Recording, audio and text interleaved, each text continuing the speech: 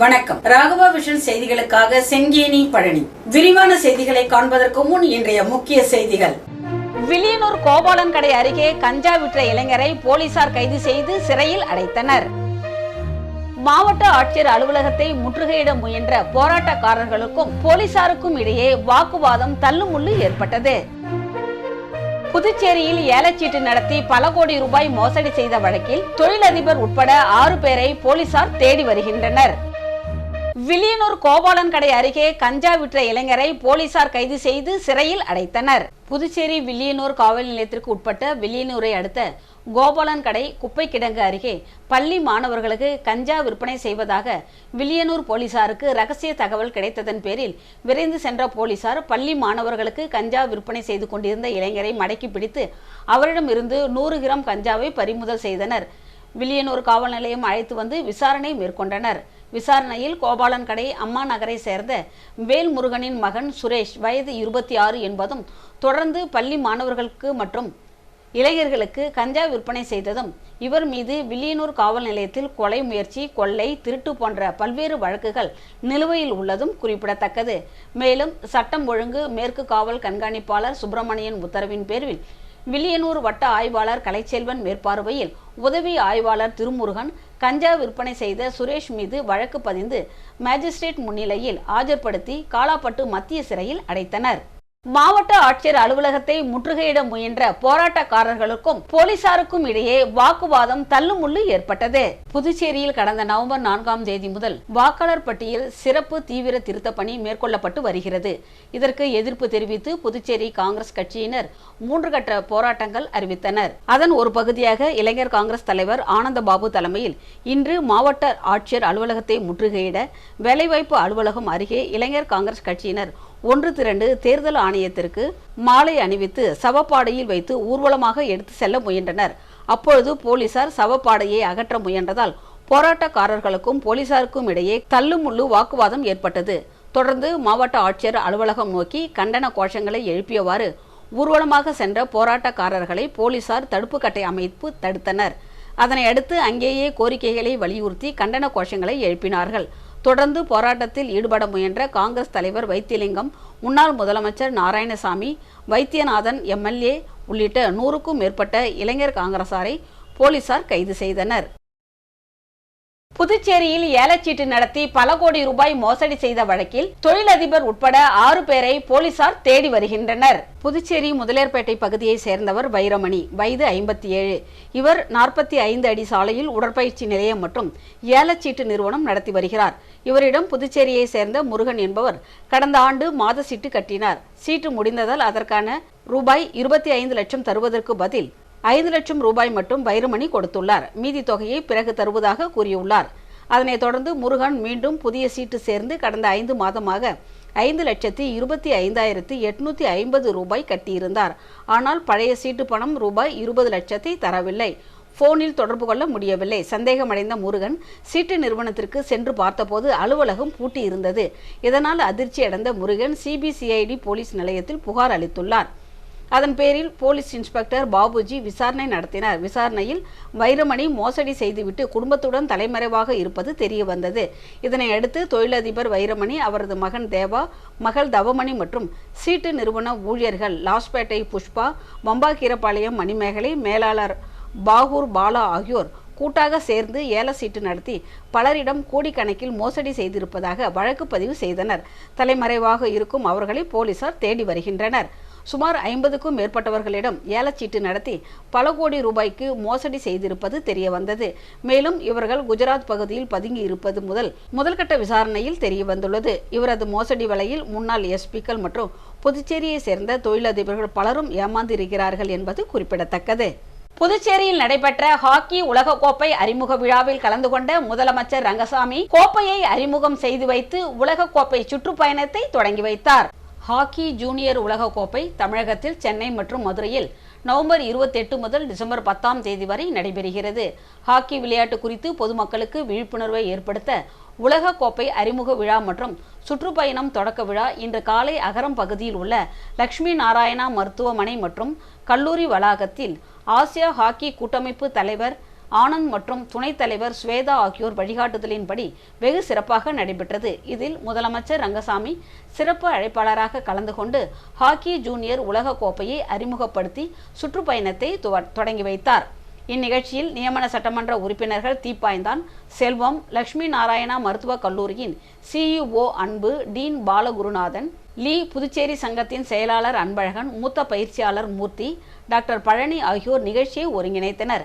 நிகழ்ச்சிக்கான ஏற்பாடுகளை புதுச்சேரி ஹாக்கி சங்கத்தின் தலைவர் குமரேசன், பொருளாளர் சந்திரசேகர், நிர்வாக செயலாளர் பழனி, இந்திய விளையாட்டு வீரர் செந்தில்குமார், உடற்கல்வி ஆசிரியர்கள் வரதராஜ், ஆரோக்கியராஜ், சரவணன், மூத்த விளையாட்டு வீரர்கள் அரவிந்தன், சுரேஷ், கமலக்கண்ணன், செல்லமுத்து மற்றும் ஜூனியர் ஹாக்கி விளையாட்டு வீரர்கள் உட்பட பலர் கலந்து கொண்டனர்.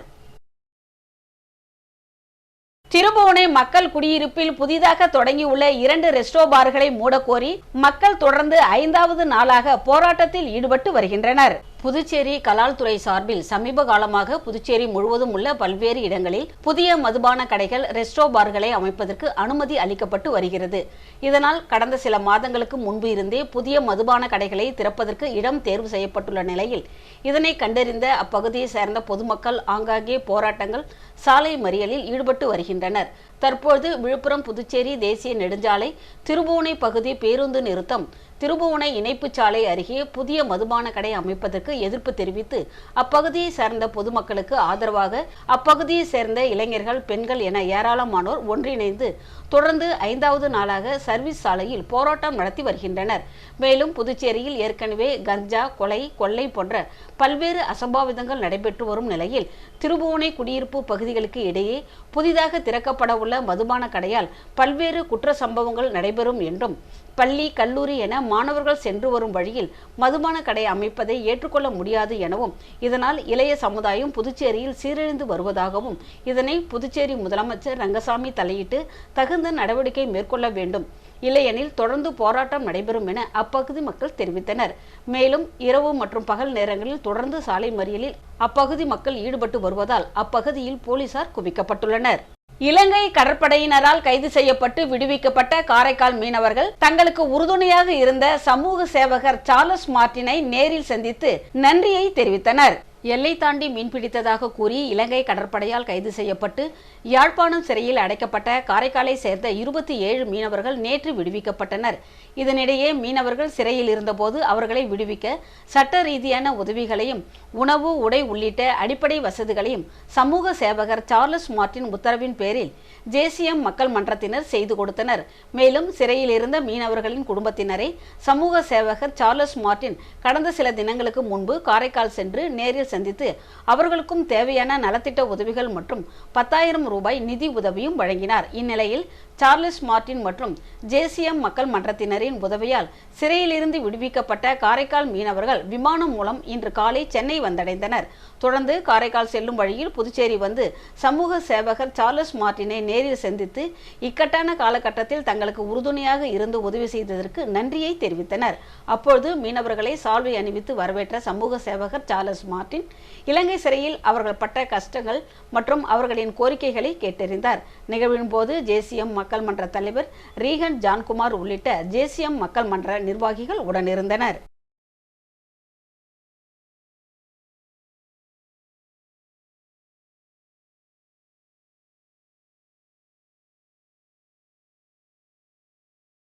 ஸ்ரீ மணக்குள விநாயகர் மருத்துவக் கல்லூரியில் புதுமைகளை ஊக்குவிக்கும் வகையில் ஆராய்ச்சி வார விழா நடைபெற்றது. புதுச்சேரி மதகடிப்பட்டில் அமைந்துள்ள ஸ்ரீ மணக்குள விநாயகர் மருத்துவக் கல்லூரி மற்றும் மருத்துவமனை ஆய்வு மற்றும் புதுமைகளை ஊக்குவிக்கும் வகையில் நடத்தும் ஆராய்ச்சி வார விழா ஒருங்கிணைந்த மருத்துவ ஆராய்ச்சித்துறை சார்பாக நடைபெற்றது. இந்த ஆண்டு விழாவின் சிறப்பு அம்சமாக 2011ஆம் ஆண்டின் அமைதிக்கான நோபல் பரிசு பெற்ற திருமதி மான்பை லேமா கோபோவி, புகழ்பெற்ற அமைதி போராட்ட செயற்பாட்டாளர் மற்றும் ஆப்பிரிக்காவில் அமைதி அறக்கட்டளை நிறுவனர் மற்றும் தலைவர் ஆகிய திருமதி மான்பை லேமா ஆர் கோபோவி அவர்கள் தலைமை விருந்தினராக பங்கேற்றார். உலக அளவில் பெண்கள் முன்னேற்றம் மற்றும் அமைதிக்கான போராட்டத்திற்கு அர்ப்பணித்த பணிக்காக பெரிதும் பாராட்டப்படுகின்றார். அவரது உரை மாணவர்களுக்கும் ஆராய்ச்சியாளர்களுக்கும் சமூக நலனுடன் கூடிய புதுமைகளை நோக்கி செல்லும் ஊக்கத்தை அளிக்கும் விதமாக வழங்கப்பட்டது.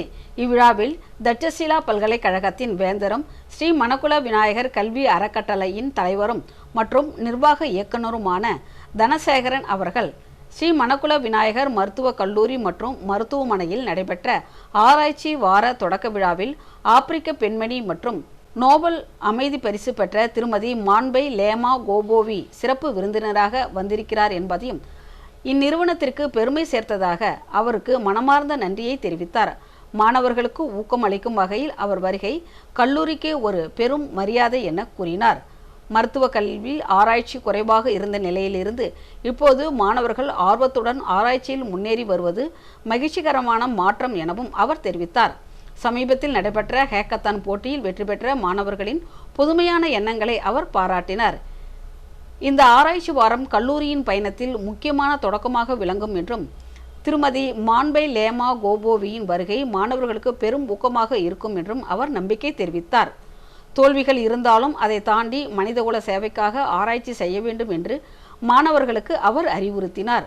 மற்றும் செயலாளர் டாக்டர் நாராயணசாமி கேசவன், பொருளாளர் ராஜராஜன், இணை செயலாளர் வேலாயுதம் ஆகியோரின் தலைமையில் நடைபெற்றது.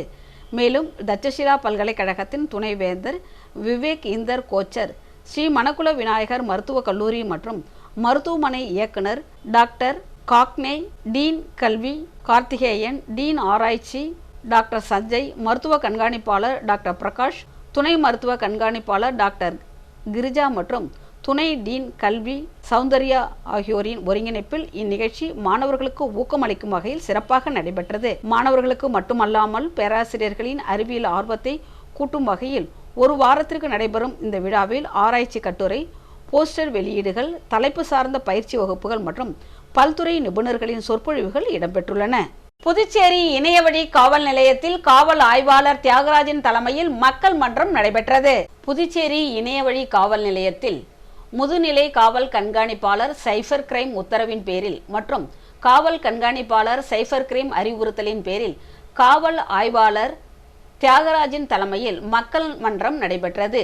இதில் 25க்கும் மேற்பட்ட பொதுமக்கள் கலந்து கொண்டு தங்களுடைய வழக்கு சம்பந்தமாகவும் லைன் அன்லைன் ஃப்ரீஸ் அன்ஃப்ரீஸ் சம்பந்தமாக குறைகளை தெரிவித்தனர். உடனடியாக அந்த புகார்கள் மீது உடனடியாக நடவடிக்கை எடுக்கப்பட்டது. மேலும் பொதுமக்கள் தவறவிட்ட 19 செல்போன்கள் கண்டுபிடித்து உரியவர்களிடம் ஒப்படைக்கப்பட்டது. அதன் மதிப்பு 5,76,000 ரூபாயாகும். மேலும் சமீபத்தில் நடைபெறும் இணையவழி குற்றங்களான உங்கள் பெயர்களில் புதிய மற்றும் தங்களிடம் ஏற்கனவே இருக்கும் வங்கி கணக்குகள் மற்றும் புதிய சிம் கார்டுகளை இணைய குற்றங்கள் புரிவோருக்கு பண தேவைக்காக விற்பது மற்றும் மற்றவர்களிடம் இருந்து வாங்கி கொடுப்பதை தவிர்க்க வேண்டும்.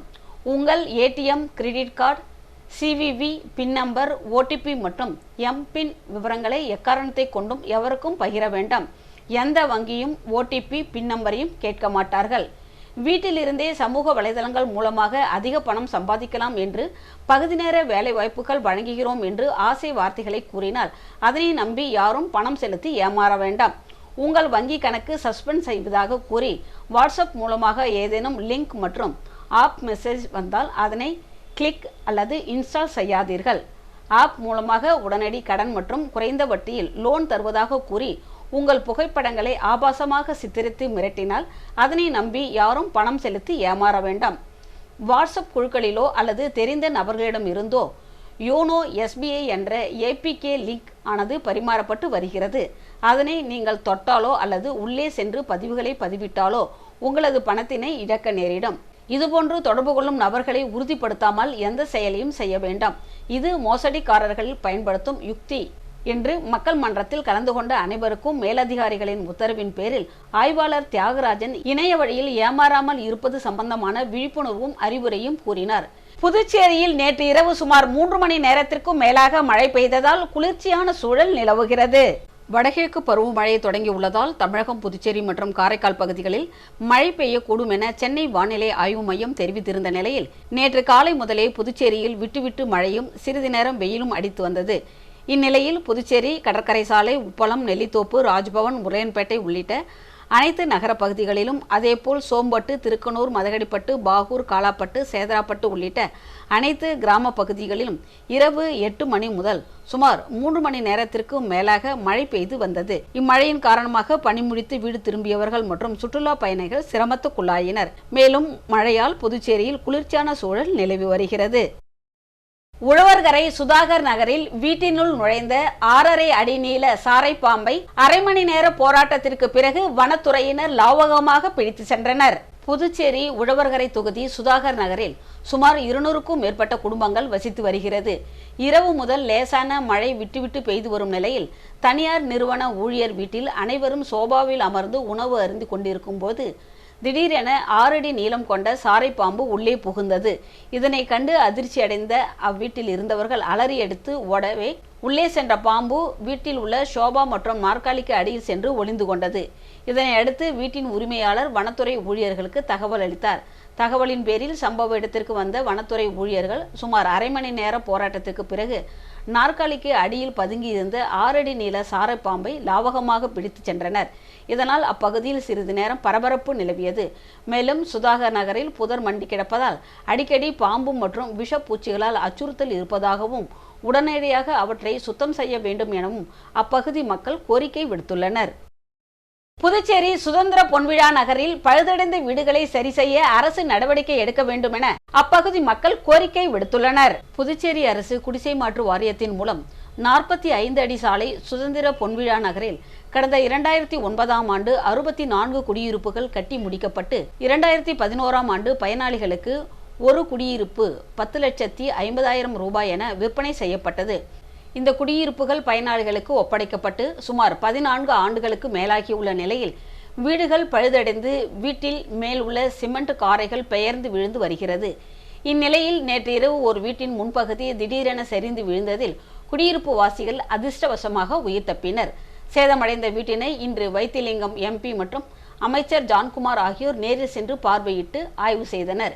பின்னர் செய்தியாளர்களிடம் பேசிய குடியிருப்பு வாசிகள் கடந்த 2011ஆம் ஆண்டு 10,50,000 ரூபாய்க்கு வாங்கப்பட்ட வீட்டிற்கு இதுவரை பத்திரம் வழங்கப்படவில்லை.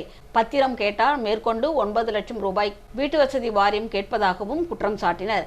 பத்திரம் இல்லாததால் வீட்டை சரி செய்ய முடியாமல் கடுமையான இன்னலுக்கு ஆளாகி உள்ளதாகவும் வீடு தொடர்ந்து பழுதாகி வருவதால் தினம் தினம் என்ன நடக்குமோ என்று பயத்துடன் வாழ்ந்து வருவதாகவும் அச்சம் தெரிவித்தனர்.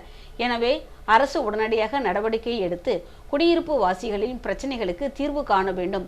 இல்லாத பட்சத்தில் ஆதார் கார்டு, வாக்காளர் அடையாள அட்டை மற்றும் ரேஷன் அட்டைகளை அரசிடம் ஒப்படைப்போம் என்று எச்சரித்தனர்.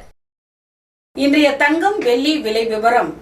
தங்கம் 1 கிராம் 11,535 ரூபாய்.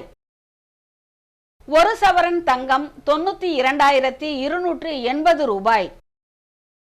10 கிராம் வெள்ளி 1,690 ரூபாய். மீண்டும் முக்கிய செய்திகள். வில்லியனூர் கோபாலன் கடை அருகே கஞ்சா விற்ற இளைஞரை போலீசார் கைது செய்து சிறையில் அடைத்தனர். மாவட்ட ஆட்சியர் அலுவலகத்தை முற்றுகையிட முயன்ற போராட்டக்காரர்களுக்கும் போலீசாருக்கும் இடையே வாக்குவாதம் தள்ளுமுள்ளு ஏற்பட்டது. புதுச்சேரியில் ஏலச்சீட்டு நடத்தி பல கோடி ரூபாய் மோசடி செய்த வழக்கில் தொழிலதிபர் உட்பட 6 பேரை போலீசார் தேடி வருகின்றனர். இத்துடன் இன்றைய செய்திகள் நிறைவு பெறுகிறது. வணக்கம்.